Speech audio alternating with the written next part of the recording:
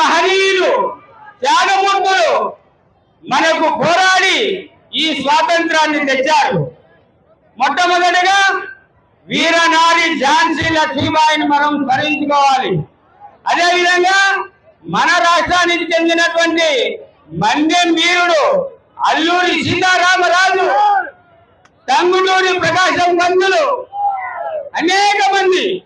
అంతేకాకుండా ఈ స్వాతంత్రం కోసం స్వాతంత్రమే నా జన్మ హక్కుని నినదించినటువంటి బాల గంగాధర్ తిలక్ గారిని, అదేవిధంగా లాలా లజపతి గారిని, అదేవిధంగా ఇంక్విలాబ్ జిందాబాద్ అంటూ ఉరికంబాన్ని ముద్దాడి అమరుడైనటువంటి భగత్ సింగ్, రాజ్గురు, సుఖదేవ్, అదేవిధంగా ఈ యొక్క స్వాతంత్రం కోసం అనేక ఉద్యమాలు జరిగాయి. ఉప్పు సత్యాగ్రహం జరిగింది, స్వదేశీ ఉద్యమం జరిగింది, అదేవిధంగా ఫిట్ ఇండియా ఉద్యమం జరిగింది. ఈ ఉద్యమాలన్నిటికీ అనేక మంది సారథ్యం వహించారు.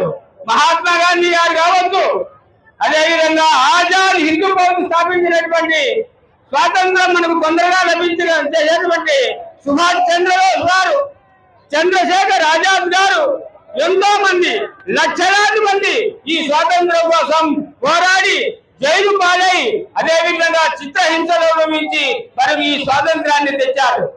కాబట్టి ఈ స్వాతంత్రం మనకు దాదాపు 76 సంవత్సరాలు పూర్తయింది. అయినా కూడా ఈ దేశం అభివృద్ధి చెందలేదు. కానీ కేవలం 11 సంవత్సరాల్లో ప్రపంచానికి ఈ దేశం యొక్క ఘనత, కీర్తిని చాటి చెప్పినటువంటి ప్రధాని నరేంద్ర మోడీ గారు ఈ యొక్క తిరంగా యాత్రను పిలిపించారు. ఈ యొక్క పిలుపు ఉద్దేశం ఈ దేశంలో ఉన్నటువంటి దేశ ప్రజలందరిలో దేశభక్తిని రగిలించాలి. దేశభక్తి ఉన్న దేశము అభివృద్ధి చెందింది. మనకు దేశభక్తి లోపించిన కారణంగానే మనం అభివృద్ధి చెందుతూనే ఉన్నాం. కాబట్టి ఈరోజు నరేంద్ర మోడీ గారు పిలిపించారు వోకల్ ఫర్ లోకల్. అంటే మన దేశం ఆర్థికంగా అభివృద్ధి చెందాలంటే ఈ దేశంలో తయారైనటువంటి వస్తువులు కొనాలి. అప్పుడే మనం దేశభక్తులు అవుతాం. విదేశాల్లో తయారైనటువంటి వస్తువులు కాదు. కాబట్టి మోడీ గారు పిలిపించారు.